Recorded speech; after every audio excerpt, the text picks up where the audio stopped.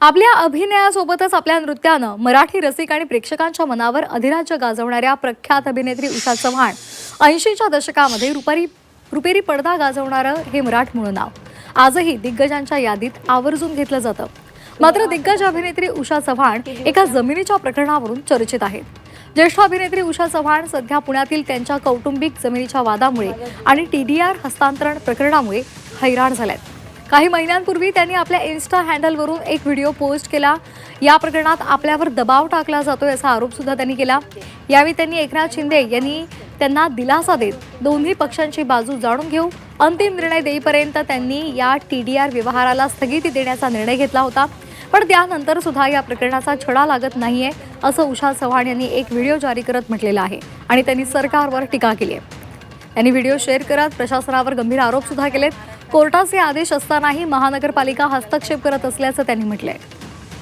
परंतु त्यांना माहिती आहे की नाही काय मला कल्पना नाहीये असं डोक्याला ताप देतात ते लोक मला माझ्या मुलाला.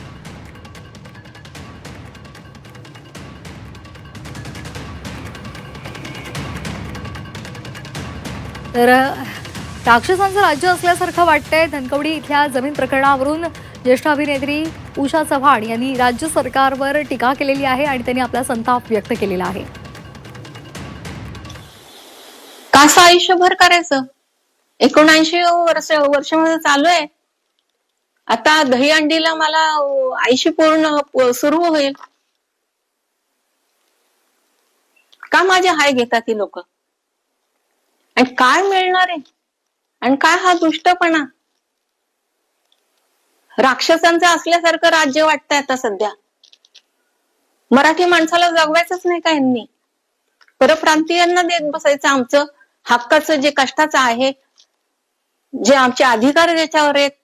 तुम्हाला काय अधिकार आहे आमची गोष्ट लोकांना द्यायची? एकत्र बसा, कॉम्प्रोमाइज करा, तुम्ही निर्णय घ्या. ह्यांना कॉर्पोरेशनला काय अधिकार नाहीये, काही अधिकार नाहीये, तरी सुद्धा बळजबरी करतात. कोण आहे त्यांच्या पाठीमागे? की ज्यांना कुठलं काय खायचं नाहीये, व्यवस्थित पचवायचं नाही पोटामध्ये, लोकांचा हाय घ्यायची ही कोणी सांगितलं यांना?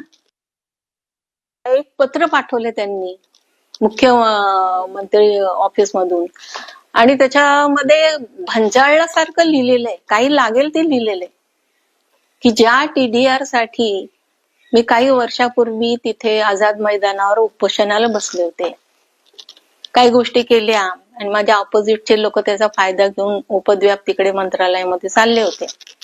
हे मला नंतर कळलं.